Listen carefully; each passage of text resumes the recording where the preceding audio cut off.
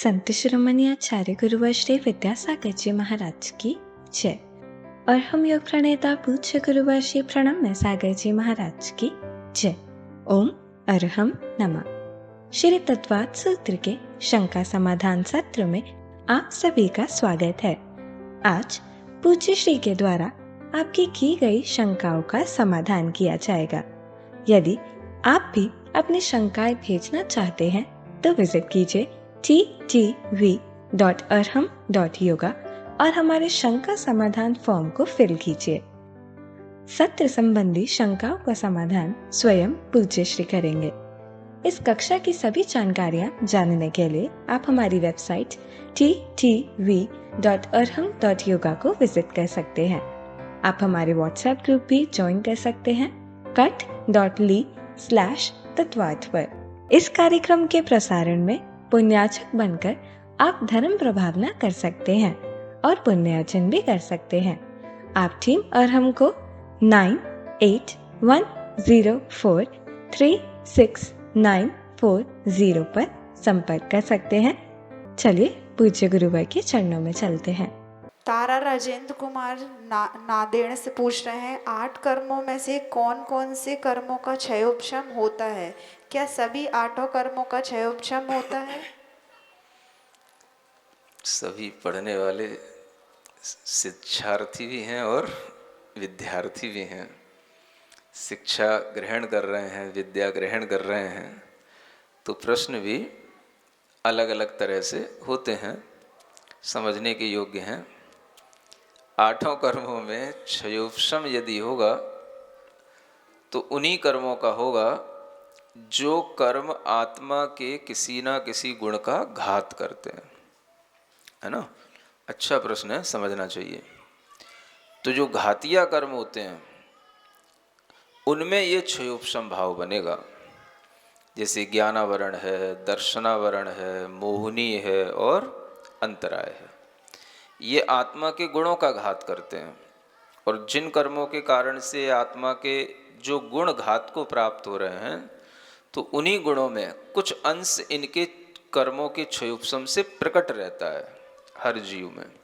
इसलिए क्षयोपशम भाव आत्मा के गुणों का घात भी कर रहे हैं और कुछ ना कुछ गुण जो है वो प्रकट भी रहता है। तो जो क्षयोपशम भाव बनेगा वो इन्हीं 4 कर्मों में बनेगा। बाकी के तो आयु कर्म का उदय होता है, नाम कर्म का उदय होता है, गोत्र कर्म का उदय होता है और वेदनी कर्म का भी उदय होता है। ये कर्म सीधे उदय को प्राप्त होते हैं और अपना फल देते हैं। तो जो कर्मों के क्षयोपशम भाव में आते हैं वो यही 4 घातीय कर्म हैं, ऐसा समझना। योगेंद्र जैन ग्वालियर से पूछ रहे हैं, नमोस्तु महाराज जी, सूत्र 2.25 कक्षा 40 में आज के समय में गर्भ का सही समय कैसे समझें? अब आज के समय में गर्भ का समय समझने के लिए तो आपको बड़ा प्रयास करना पड़ेगा।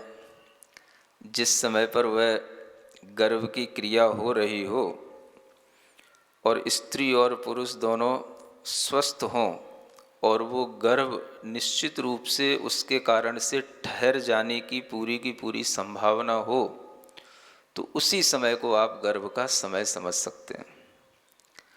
आपके लिए इसको समझने के लिए वह ध्यान रखना पड़ेगा कि हम वह गर्भ की क्रिया के समय पर किस समय पर हम क्या कर रहे हैं।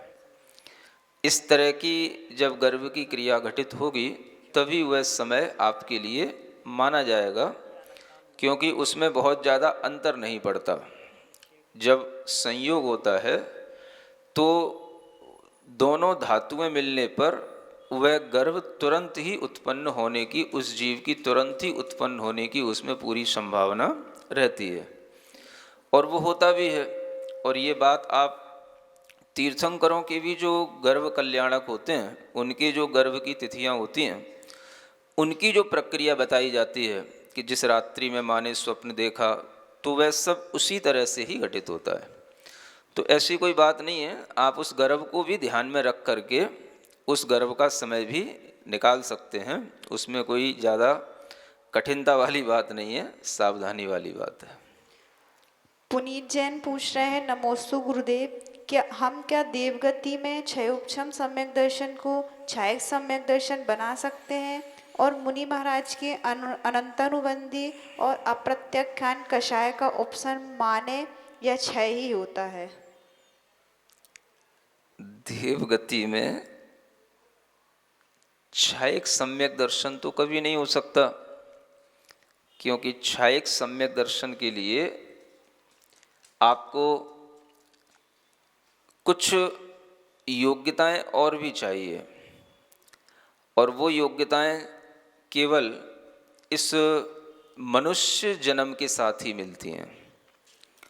तो आचार्यों ने ये नियामक किया है कि छायक सम्यक दर्शन की उत्पत्ति, प्रारंभ जो होता है वह केवल मनुष्य गति में ही संभव होता है, और उसके लिए जो विशुद्धि आवश्यक होती है वो मनुष्य गति के जीव में ही संभव होती है। इसलिए छायक सम्यक दर्शन प्रारंभ तो होगा, वो केवल मनुष्य गति में ही होगा। यहाँ होने के बाद में वो जीव कहीं भी जा सकता है, ये अलग बात है, ऐसा जानना। मुनि महाराज के लिए अनंतानुबंधी कषायें होती हैं, मिथ्यात्वादी कर्म होंगे, वो सभी उपशम भाव को प्राप्त होंगे, उसे सदवस्था रूप उपशम कहा जाएगा। वह उपशम होने के कारण से ही उन कषायों का उदय में आना नहीं होगा, और वह कषायें किसी दूसरे कषाय जो उदय में चल रही हैं, संजुलन आदि, उनके रूप में वह परिवर्तित होकर के निकलती चली जाती हैं। इसे परमुख से उदय या परमुख रूप संक्रमित होकर के उदय में आ जाना, इस तरह की सिद्धांत में कहा जाता है। अर्पिता जैन पूछ रही हैं, क्या पंचम काल में मनुष्य गति से मरण करने के पश्चात पुनः दूसरे ही भाव में वापस मनुष्य गति मिल सकती है? हाँ, क्यों नहीं मिल सकती। मनुष्य गति तो एक ऐसा चौराहा है जहाँ से व्यक्ति मनुष्य से मनुष्य भी बन सकता है, मनुष्य से तिर्यंच भी बन सकता है, मनुष्य से नरक गति में भी जा सकता है, और मनुष्य से देव गति में भी जा सकता है। इसमें कहीं कोई बाधा सिद्धांत से नहीं आती है। अर्पिता जैन पूछ रही हैं, मन, भाव, विचार, ज्ञान में क्या अंतर है और संबंध है? मन, आप लोगों को ये समझ लेना चाहिए कि जो भी संगी पंचेंद्रीय जीव होते हैं उनमें मन एक विशेष रूप से ज्ञान की क्षयोपम दशा है। वो क्या है? हाँ, मतलब कि ज्ञान को काम करने के लिए एक विशेष रूप से फंक्शन जो आत्मा में तैयार हो जाता है वह मन कहलाता है। अब उस मन को हम आत्मा से अलग नहीं कहते हैं, वो मन आत्मा के कर्मों के जो 9 इंद्रिय आवरण आदि कर्म होते हैं उनके क्षयोपम के साथ ही होता है वो। तो जो मन होता है वहीं पर आत्मा में जो ये भाव हैं, जिसे हम औपसमिक, क्षयोपसमिक आदि भाव कहते हैं, ये सब भाव भी आत्मा में ही उत्पन्न होंगे, और जो जो आत्मा में उत्पन्न होगा वो मन से होकर के हमें अनुभव में आएगा। तो मन के माध्यम से ही हमें आत्मा के भाव भी अनुभव में आएंगे। विचार वे कहलाते हैं जो आत्मा या मन यहाँ पर दृश्य चीजों को देख करके आगे पीछे का जो सोचता है, ये विचार कहलाता है। और भाव वो होते हैं जो कर्म के उदय, उपशम आदि के माध्यम से आत्मा में अनुभूति को प्राप्त होते हैं। तो ये सब चीजें मन के माध्यम से ही हमें अनुभव में आती हैं। भाव, विचार, मन और ज्ञान, ज्ञान तो मन की ही एक तरह की परिणति ही है, और मन जो होता है वो ज्ञान के साथ ही काम करता है। यानी आत्मा ने अपने ज्ञान का उपयोग करने के लिए मन के ऊपर छोड़ रखा है ना। मन को उसका एक तरह से चार्ज दे दिया है कि तुझे जो है सब संभालना है, चाहे अच्छा कर चाहे बुरा कर। तो जो भी संगी पंचेंद्रीय जीव हैं उन सब के विचार, भाव, ज्ञान सब मन के पास ही होता है, ऐसा आप जान के चलें, और उसी से ही हम अपने लिए कुछ अच्छा कर सकते हैं। अर्पिता जैनी पूछ रही हैं, अभ्यांतर निर्वृत्ति, बाह्य निर्वृत्ति, अभ्यांतर उपकरण, बाह्य उपकरण में क्या अंतर है? अब ये तो प्रश्न इस तरह के होते हैं जो आपने अगर कक्षा पढ़ी है और आपने द्वितीय अध्याय ढंग से पढ़ा है, तो अब ये प्रश्न यहाँ करने की कोई ज़रूरत नहीं है, क्योंकि उन सूत्रों के व्याख्यान में सब बताया गया है। द्रव्येंद्रियाँ, भावेंद्रियाँ, लब्धुपयोगो भावेंद्रियम, तो ये सब जो है उस समय पर निर्वृत्ति उपकरणम द्रव्येंद्रियम, ये सब वहीं पर बताया गया है। तो अब यहाँ पुनः पूछने से उसका कोई सार नहीं है।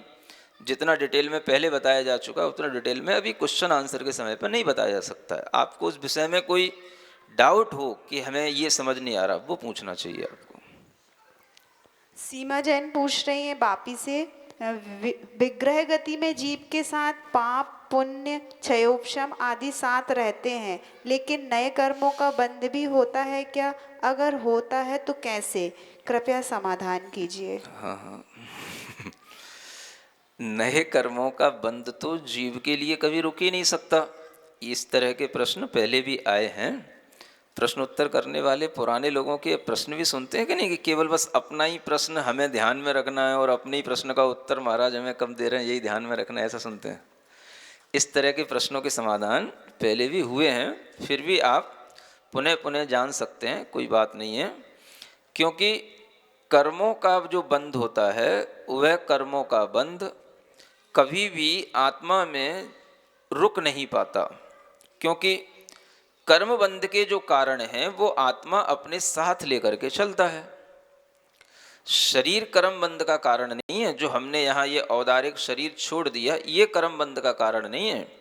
कर्म बंध के कारण तो मिथ्यात्व भाव, अविरति, प्रमाद, कषाय, योग, ये जो कारण बताए गए हैं ये तो आत्मा में हमेशा निबद्ध हैं। तो आत्मा के अंदर उस समय पर भी मिथ्यात्व अगर कर्म का उदय चल रहा है तो चलेगा। असंयम उस समय पर भी अगर वो असंयम भाव से मरण को प्राप्त हुआ है और असंयम कर्म का उदय चल रहा है तो वो चलेगा, जो कर्म असंयम को उत्पन्न करते हैं। कसाय का उदय है तो चलेगा, और उन्हीं कर्मों के उदय के कारण से वो आत्मा विग्रह गति में भी अपने योग्य कर्मों का आश्रव और बंध कर लेता है। तो ये जो कारण होते हैं वो कारण आत्मा के साथ चल रहे होते हैं, यूँ समझना चाहिए। शरीर छोड़ गए तो इसका मतलब ये नहीं है कि हम यहाँ पे अपनी दुनिया छोड़ गए, माने अपने भीतर का सारा संसार छोड़ गए। यहाँ का शरीर छोड़ गए, यहाँ की दुनिया छोड़ गए, भीतर का संसार तो हमारे साथ में आगे तक जाता है, जो कर्मों के माध्यम से हमारे लिए आश्रव भी कराता है और बंध भी कराता है। तो कर्म बंध के जो मुख्य कारण हैं, हेतु हैं, उनको ध्यान में रखो। वो हेतु हमेशा रहेंगे जब तक कि आत्मा उन कर्मों के हेतुओं का अपने अंदर से क्षय ना कर दे, तब तक वो हेतु उसके पास में बने रहते हैं और उनसे वह स्वतः ही कर्म का आश्रव बंध होता रहता है। मंजू जैन अलवर से पूछ रही हैं, मिथ्यात्म कौन से स्थान तक रहता है और कब तक होता है? कौन से स्थान तक माने गुण स्थान तक? तो मिथ्यात्व का एक ही गुण स्थान है, प्रथम गुण स्थान, उसी को मिथ्यात्व गुण स्थान कहते हैं। दूसरे गुण स्थान में भी मिथ्यात्व का अभाव हो जाता है, मात्र अनंतानुबंधी कषाय का उदय रहता है। तो मिथ्यात्व का एकमात्र पहला ही गुण स्थान होता है, ऐसा जानना। शशिबांजन न्यू दिल्ली से पूछ रहे हैं, विग्रह गति में जीव की काया की अवगाहना कितनी होगी? विग्रह गति में जीव की काया की अवगाहना पूर्व शरीर जो छोड़ करके आया है उसकी आकृति के अनुसार उसकी अवगाहना रह सकती है ना। इसमें आनुपूर्वी नाम कर्म का जो उदय है वह इसकी उस पूर्व की आकृति को बनाए रखता है। तो जो आकृति घेर रहा है वही उसकी अवगाहना हम कह सकते हैं, और उसी को हम समझ करके पूर्व शरीर के आकार को लेकर के हम उसे जान सकते हैं। इंदिरा जैन मुंबई से पूछ रही हैं, विग्रह गति में जो बल होते हैं वे नेक्स्ट जन्म के हिसाब से या पहले जन्म के हिसाब से होते हैं? विग्रह गति में कर्मबंध, उदय या उपशम कैसे होता है? बहुत सारे प्रश्न एक साथ पूछ लेते हैं। बल तो एकमात्र जो काय बल है उसको छोड़ करके वहाँ कोई बल नहीं होंगे, है ना। उपशम आदि जो हैं, जो अवस्था पहले बन चुकी है पिछली पर्याय में, वो अवस्था आगे भी बनी रह सकती है। इस कारण से वहाँ पर उपशम भाव भी हो सकता है, वहाँ पर जो क्षायिक करके कोई भी कर्म का क्षय करके गए हैं तो क्षायिक भाव भी हो सकता है, क्योंकि क्षायिक सम्यक दृष्टि जीव भी मनुष्य पर्याय से मरण करके, है ना, देव बन के गया, तो देवों में भी वो क्षायिक सम्यक दर्शन यहाँ से लेके जा रहा है, तो यहाँ कर लिया उसने इसलिए वहाँ होगा। कोई भी कर्म का उपसम श्रेणी में मरे तो उपसम श्रेणी में जिन कर्मों का उपसम था वो उपसम भाव उसका काल रह सकता है, विग्रह गति में भी वहाँ जाके पूरा हो जाता है वो काल, तो वो उपसम भी रह सकता है। इस तरह से जो पूर्व जन्म में हमने किया है वह उसकी जो दशा बन गई कर्मों की वो विग्रह गति में भी संभव होती है, उसी अपेक्षा से जानना।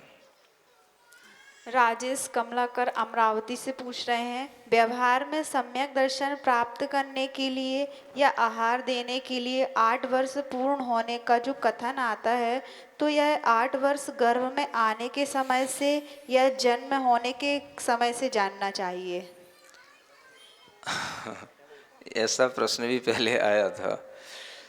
यह 8 वर्ष वैसे अगर हम जीव की आयु देखेंगे तो 8 वर्ष उसके गर्भ से लिए जाएंगे, लेकिन अगर हम किसी भी तरह से व्यवहार सम्यक दर्शन की योग्यता आदि प्राप्त करने के लिए उसकी श्रद्धान आदि की स्थिति देखेंगे या आहार आदि देने के लिए उसकी योग्यता देखेंगे तो उसे हम जन्म से भी ले सकते हैं और जन्म से ही लेना चाहिए। वो ऐसा नहीं समझना चाहिए कि वो 8 वर्ष है तो वो 8 वर्ष उसके 9 महीने इस जन्म में नहीं गिने जाएंगे, वो 8 वर्ष और 9 महीने का होने का मतलब भी वो 8 वर्ष का ही कहलाएगा, ऐसा समझना चाहिए। जया जैन ग्वालियर से पूछ रही हैं, नमोस्तु गुरुवर, कक्षा 41 में जब विग्रह गति या अनुश्रेणी में मूवमेंट्स बहुत है तो जीव आपस में टकराते नहीं हैं? वो तो सभी जो जीव होते हैं वो सभी अपने तेजस और कार्बन शरीर के साथ होते हैं, और तेजस और कार्बन शरीर इतने सूक्ष्म होते हैं कि कोई भी जीव अगर एक दूसरे जीव को भी क्रॉस करके चला जाए तो टकराने से भी कोई वहाँ पर भिड़ंत नहीं हो जाती है, कोई वहाँ पर एक्सीडेंट नहीं हो जाते हैं, न किसी की गति कोई बाधित होती है कि भाई किसी की गति में कोई रुकावट आ गई।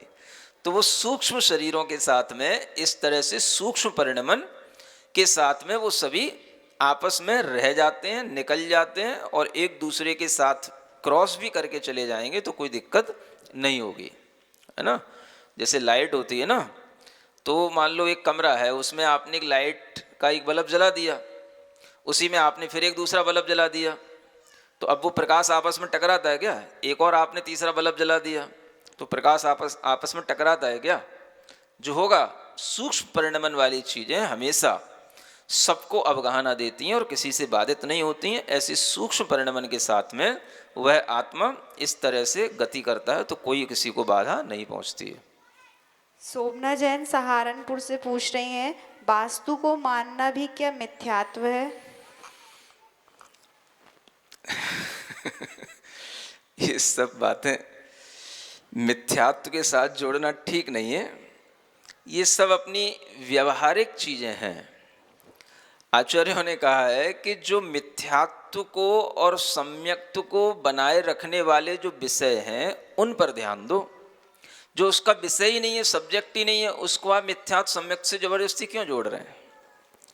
नहीं समझे? यानी मिथ्यात्व और सम्यक्त्व के विषय क्या हैं? देव शास्त्र गुरु से संबंध रखने वाले आयतन, उनको देखो आप। तो देवशास्त्र गुरु के आयतन, उनके मानने वाले लोगों के बारे में उससे श्रद्धान करने से आपका मिथ्यात्व और सम्यक्त्व का भाव बनेगा। ये तो अपने उसके सब्जेक्ट ही नहीं है ना। जैसे आप मान लो आप डॉक्टरी करना चाहते हैं, है ना, और डॉक्टरी करते हुए आप जो है कहो कि भाई कॉमर्स पढ़ने से कि हम डॉक्टर बन जाएंगे, तो ये तो प्रश्न ही उसी तरीके का हो गया। मतलब उस क्राइटेरिया में प्रश्न ही नहीं आता, ये समझ आ रहा है ना। तो आप ये समझो कि तत्वों के श्रद्धान के साथ में देवशास्त्र गुरु की इर्द गिर्द जो श्रद्धा की परिणति है उससे जो संबंध रखता है वो मिथ्या सम्यक्त्व का विषय होता है। हर चीज में मिथ्या सम्यक्त्व नहीं घटित होता है। तो हर चीज का आपके लिए इस तरह से विचार करना भी ठीक नहीं है। ये सब व्यवहारिक चीजें हैं, व्यवहार के तरीके से ही समझना चाहिए इनको। टीना जैन साजापुर से पूछ रही हैं, संसारी जीव विग्रह से रहित कैसे होते हैं? संसारी जीव की गति भी अविग्रह होती है, कैसे? अविग्रह माने बिना मोड़े की गति, विग्रह से रहित गति जिसे हम बिना मोड़े की गति कहते हैं, इसको ऋजु गति कहते हैं। दो प्रकार की गति होती हैं, मृत्यु के उपरांत एक ऋजु गति और एक विग्रह गति। तो ऋजु गति जो होती है वह बिना मोड़े की विग्रह गति कहलाती है। तो वह गति कैसे होती है का मतलब यही है कि जो जीव यहाँ से शरीर छोड़ा मृत्यु के उपरांत, उसका अगले समय में ही, मतलब बीच में कोई टाइम का डिफरेंस ना बन करके अगले समय में ही उसका वहाँ पर जन्म हो जाएगा, जो अगर ऋजु गति से गया है। और विग्रह गति से जाता है तो उसके मोड़े के कारण से 1, 2, 3 समय का अंतर पड़ जाता है। इतना ही समझना चाहिए।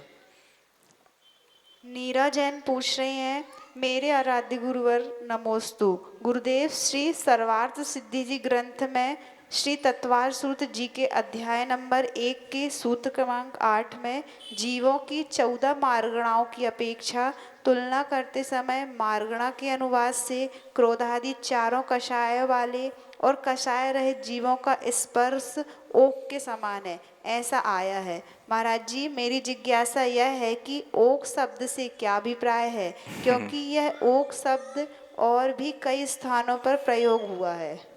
ऐसा है, इस पहले अध्याय का 8वां सूत्र पढ़ने के लिए आपको हमसे अलग से कोचिंग लेनी पड़ेगी, है ना।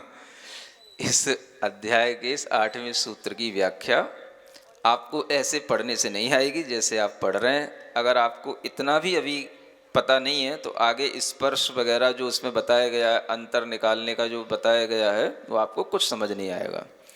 तो फिर भी ओग का मतलब जो आप पूछ रहे हैं, वो ओग माने होता है सामान्य।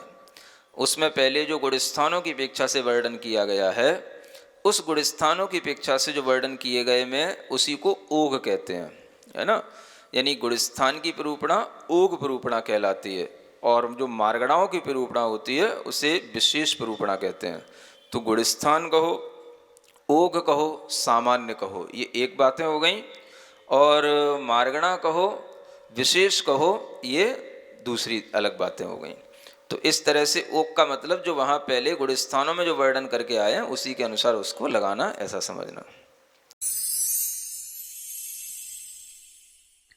सिरिजिण वाणी जग कल्याणी जग जन मदतम मोहरी जणमण हारी गढ़हर हारी जम जरा भव रोग हरि तिथ्य राणम दिव्य झुणिम जो पढ़ई सुणई मय्ये धारई राणम सौख मणंतम धरिय सासद मोक्ष पदम पावई सासद मोक्ष पदम पावई।